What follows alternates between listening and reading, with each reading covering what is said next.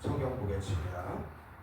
이에 예수께서 무리와 제자들에게 말씀하여 이르시되 서기관들과 바리새인들이 모세의 자리에 앉았으니 그러므로 무엇이든지 그들이 말하는 바는 행하고 지키되 그들이 행하는 행위는 본받지 말라. 그들은 말만 하고 행하지 아니하며 또 무거운 짐을 묻고 사람의 어깨에 지우되 자기는 이것을 한 손가락으로도 움직이려 하지 아니하며 그들의 모든 행위를 사람에게 보이고자 하나니 곧 그 경문띠를 넓게 하며 옷을 길게 하고 잔치의 윗자리와 회당의 높은 자리와 시장에서 문안받는 것과 사람에게 랍비라 칭함을 받는 것을 좋아하느니라. 그러나 너희는 랍비라 칭함을 받지 말라. 너희 선생은 하나요 너희는 다 형제니라. 땅에 있는 자를 아버지라 하지 말라. 너희의 아버지는 한 분이시니 곧 하늘에 계신 이시니라. 또한 지도자라 칭함을 받지 말라. 너희의 지도자는 한 분이시니 곧 그리스도시니라.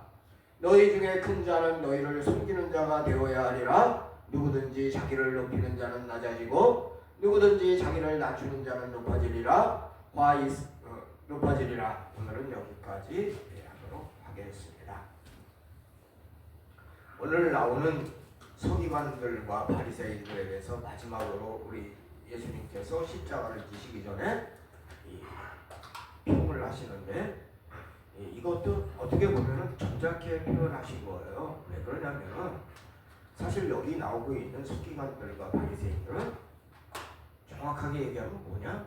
적그리스도야. 예수님을 죽이려고 하는 자들이 아니라 죽였잖아. 예수님 죽였으면 적그리스도지 사람을 죽이려고 하는 그런 못된 마음보다 못된 마음이 어디 있어요? 그것도 의인을 죽이려고 하잖아. 나쁜 사람을 죽이려고 하는 것도 아니에요. 죄 없는 의인을 죽이려고 하잖아. 아주 악한 사람들이야. 그런데 사람들에게 존경받고 있는 사람들이야. 그 사람들이. 야, 세상이라는 게 이렇게 웃겨요. 선과 악이 공존하는 세상에서는 아주 악한 인간이 존경받는 경우도 있다. 이스라엘에서 그렇잖아. 지금 멸망의 자식이 나온다고 하는 그 멸망의 자식도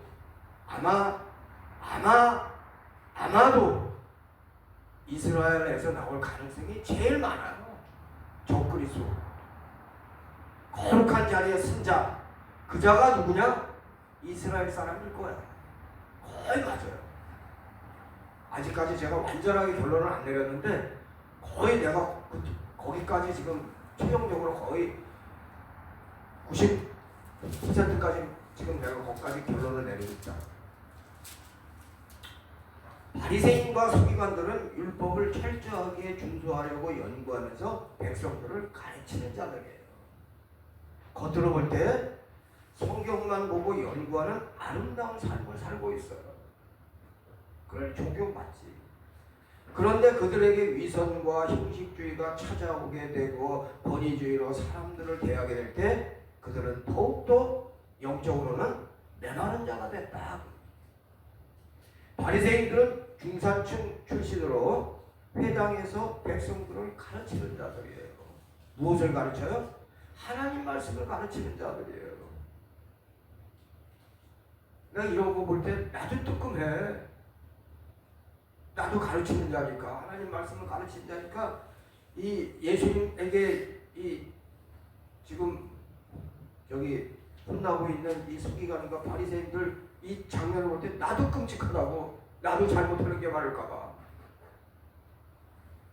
바리새인들 중에는 우리가 잘 알고 있는 사람들이 누구예요? 사도 바울이 바리새인이에요. 니고데모 그 훌륭한 분도 바리새인이에요.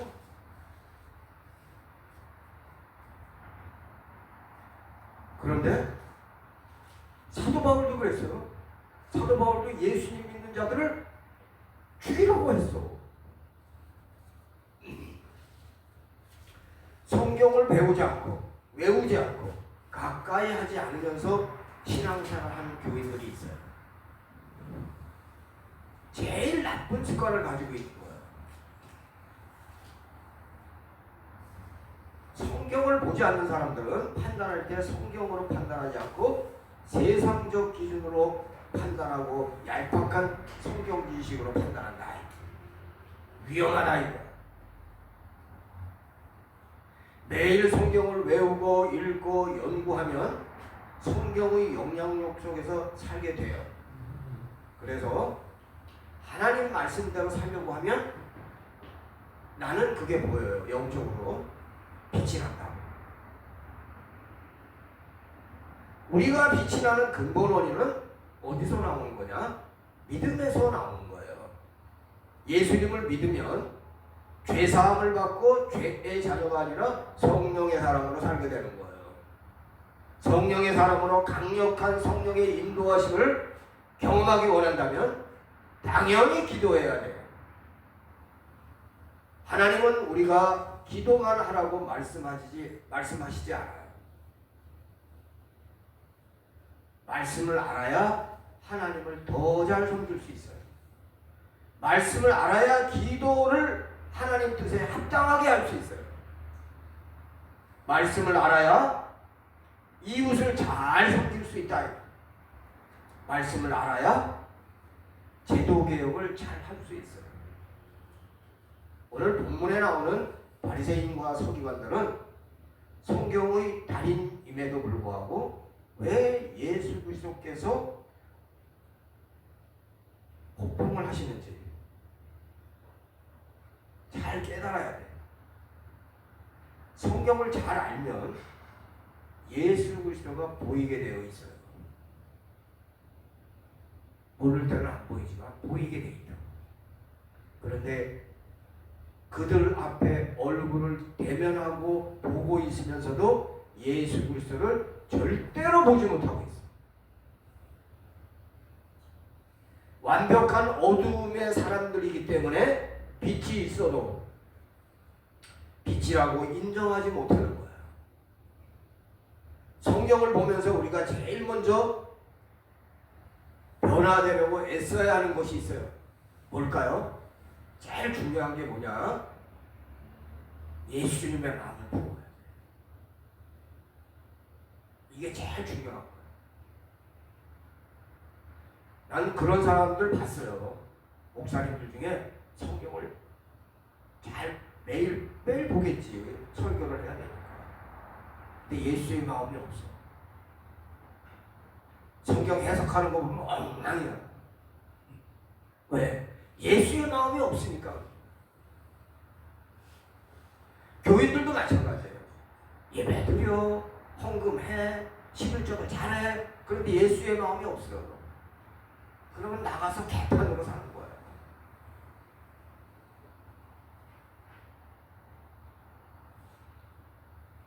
예수의 마음으로 성경을 보지 않으면 결국 성경의 내용을 잘 알고 있지만 성경대로 살지 못하는 기형아가 될 수 있다. 이런 기형아를 하나님께서 원하실까요? 원치 않으세요. 성경을 조금 모르더라도 바로 실천하면서 살아야 되는 거예요. 세례받고 매주 출석하고 11조 잘하다가 갑자기 조상신에게 절하고 큰 곳으로 가면 지금까지 믿은 것 물거품이 되고 천국 창고에 아무것도 없게 되는 거예요. 거짓에 속고 사망의 길로 간 것에 대해서 본인이 책임져야 돼요.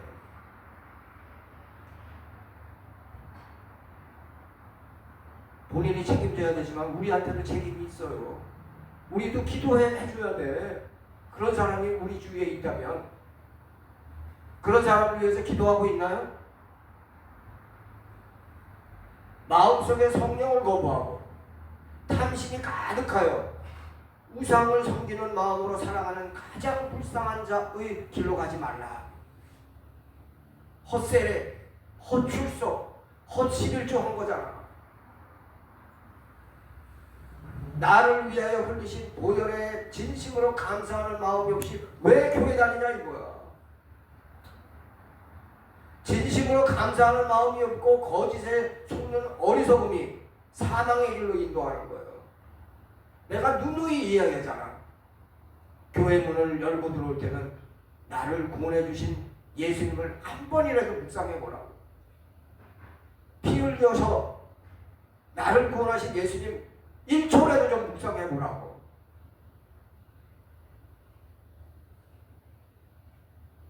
믿음은 여러 가지로 표현할 수 있는데 사랑의 하나님께서 나를 지켜주시는 걸 믿는 거예요. 그 믿음이 없으니까 돈이 없으면 벌벌벌 떨고 앉아있는 거 아니야. 하나님이 지켜주신다는 믿음이 있는데 왜 벌벌 떨고 앉아있냐고. 믿음이 있으면 쩐이 없어도 평안해요. 하나님께서 지켜주시고 먹여주실 것을 믿는 게 그게 믿는 거예요.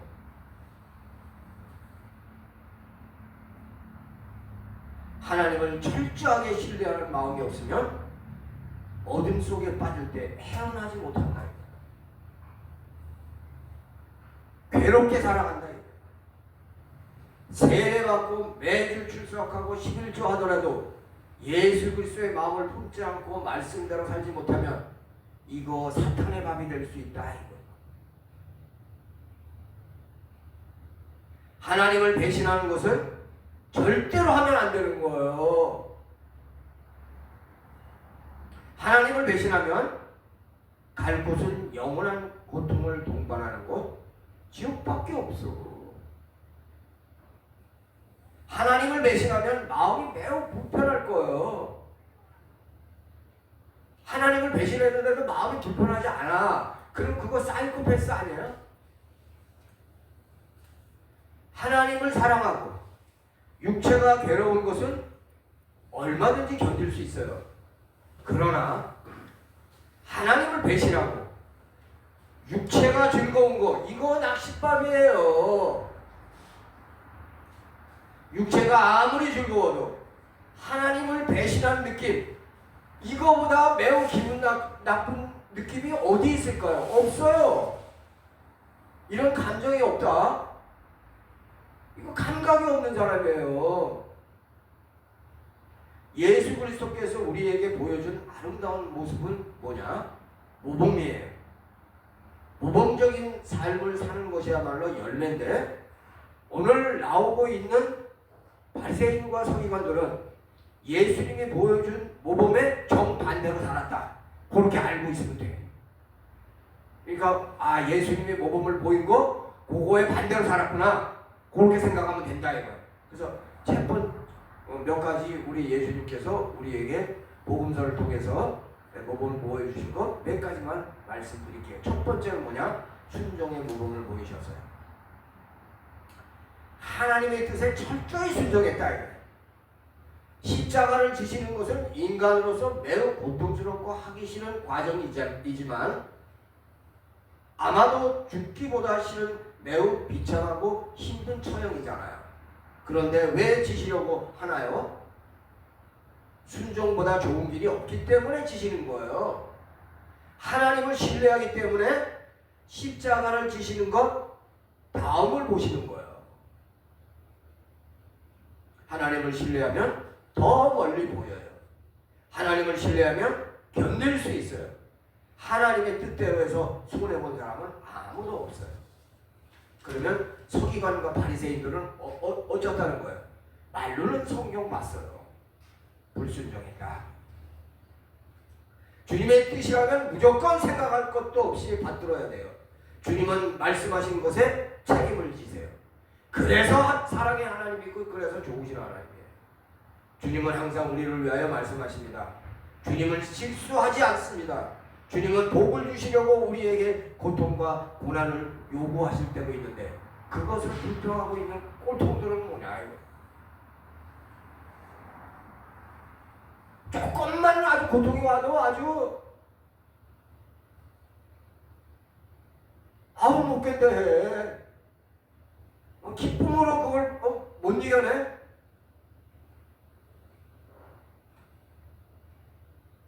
그런데 서기관과 바리새인들은 순종하지 못했다. 그러니까 악한 인간이 된 거예요. 두 번째, 사랑의 모범을 우리 예수님은 보여주셨어요. 무엇이든지 사랑으로 하셨어요. 대화 속에서 사랑이 넘쳐요. 소외된 사람들을 소홀히 여긴 적이 없어요. 요한복음 15장 13절 보면 사람이 친구를 위하여 목숨을 버리면 이보다 더 큰 사랑이 없다 하신 말씀을 모범을 보이면서 실천하신 게 십자가에서 제물되신 거예요.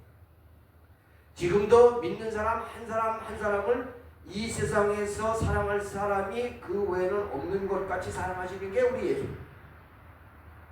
주님을 진심으로 모든 것을 다 바쳐서 사랑한 사람들은 주님의 사랑을 느낄 수밖에 없어요. 나의 사랑보다 주님의 사랑이 큰 것을 알게 돼요. 주님을 진심으로 사랑하지 않기 때문에 떠나는 거예요. 가룟 유다는 진심으로 예수 그리스도를 사랑하지 않았기 때문에 떠날 수 있었던 거예요. 교회를 진심으로 사랑하는 자들은 사랑하는 흔적을 남기고 그때마다 천국 창고에 쌓입니다. 크리스찬은 누구나 사랑합니다. 특별히 사회에서 인정받지 못하고 소외된 사람들에게 주님의 이름으로 사랑을 나누어주는 게 그게 크리스찬이에요. 소외된 사람들을 진심으로 사랑하지 못하면 주님을 진심으로 사랑한다고 말할 수 없는 거예요. 죄인도 사랑하고 약자도 사랑할 수 있어야 돼요. 그런데 죄인도 사랑하고 약자도 사랑해보면 그들로부터 쓴물이 올라와. 힘들다고, 사랑하기 힘들다고, 그 사람들. 그러나 그것까지 감당하는 게 사랑이야. 저 인간은 저러니까 상대하지 말아야지. 저 인간은 저러니까 상대하지 말아야지. 그러면 상대할 사람 아무도 없어. 품어야 돼. 상대방의 단점까지 품어야 돼. 그게 사랑이야. 사랑은 쉽지 않은 거야. 사랑은 어느 때는 고통으로 다가오는 거야. 사랑하려면 어느 때는 참아야 돼. 주님은 우리에게 사랑을 가르치세요. 사랑은 원수도 품는 것이라고 말씀하시잖아. 지금 정치권은 사랑을 찾아보기 힘들어. 내가 살기 위해 남을 죽이기도 하고 남에게 억울한 마음이 들게 하기도 하는 게 지금 정치권이야. 아유, 사랑의 사자도 발견하기가 힘들어. 양보는 찾아보기도 힘들어. 사랑하는 사람들은 양보합니다. 져줄 줄 알아요. 손해도 볼 줄 알아요. 그러나 주님께서 나중에 채워주신다. 믿는 재미가 여기에 있는 거예요. 양보하고 빼앗길 줄 알았는데 주님께서 챙겨주신다. 져주고 패배 선언을 받을 줄 알았는데 주님께서 이겼다고 손들어 주신다. 손해보고 끝날 줄 알았는데 주님께서 더 큰 것을 더 주신다. 이런 때가 와야 감격이 있는 거예요. 이러한 주님을 배신하고 떠나는 자는 참 불쌍하고 어리석은 자야.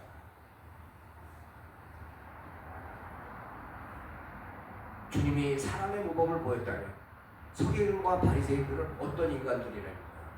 사랑이 없다는 거지. 그러니까 예수님도 죽이는 거지. 그 예수님이 또 보이신 모범 중에 어떤 것이냐면 겸손과 섬김의 모범을 보이셨어요. 너희 중에 큰 자는 너희를 섬기는 자가 되어야 하리라. 누구든지 자기를 높이는 자는 낮아지고 누구든지 자기를 낮추는 자는 높아지리라. 예수님 말씀하셨잖아요. 그대로 되는 거예요. 주님은 그렇게 사셨어요. 우리가 그렇게 살면 되는 거예요. 높아지는 것이 습관이 된 사람들이 어찌 낮아지겠냐 이거예요. 주님을 깊이 묵상하고 그렇게 살면 돼요. 주님은 제자들의 발도 씻겼어요. 우리도 그렇게 하려고 애를 써야 돼요. 섬김을 받으러 온 것이 아니라 섬기려고 오셨어요. 섬기려고 죽으신 거예요. 섬기려고 가르치신 거예요. 천국에 가서야 주님의 섬김을 알 것입니까? 지금부터 열심히 섬김과 나눔을 실천할 것입니까?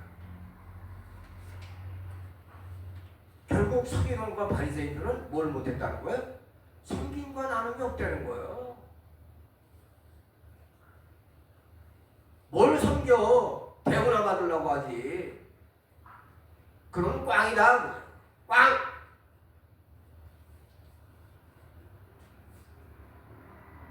무엇보다도 주님은 우리에게 어떤 모범을 보여주셨냐? 기도의 모범을 보여주셨어요.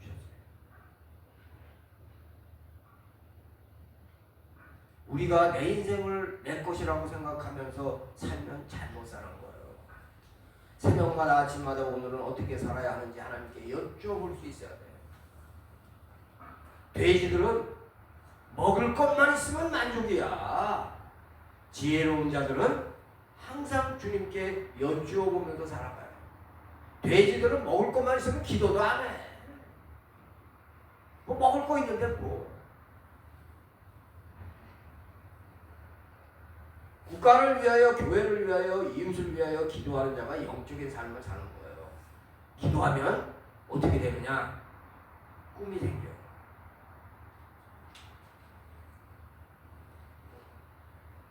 기도하면 영이 살아나요.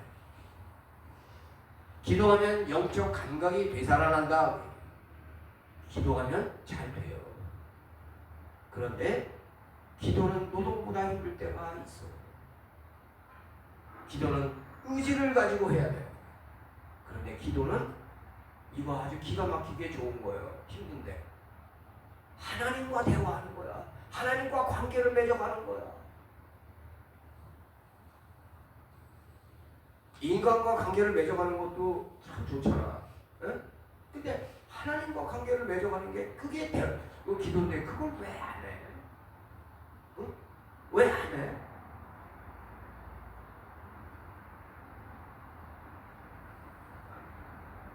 우리 어렸을 때 생각해보면 아빠 말만 주세요.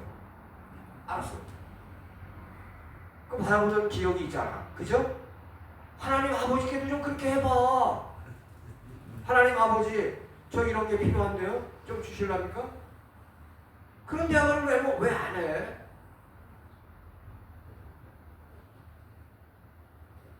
즉 주님과 관계를 맺어가는 통로가 기도예요. 기도는 주님께 내가 원하는 것을 끊임없이 요구하는 것이기도 한 거야. 주님의 뜻대로 기도하는 것이기도 하지만 내가 원하는 것도 있잖아. 그거를 요구하는 것이 기도이기도 해. 기도의 시작은 항상 감사로 시작하여 기도의 마침도 감사로 마치기를 원합니다. 왜? 주님은 신실하시고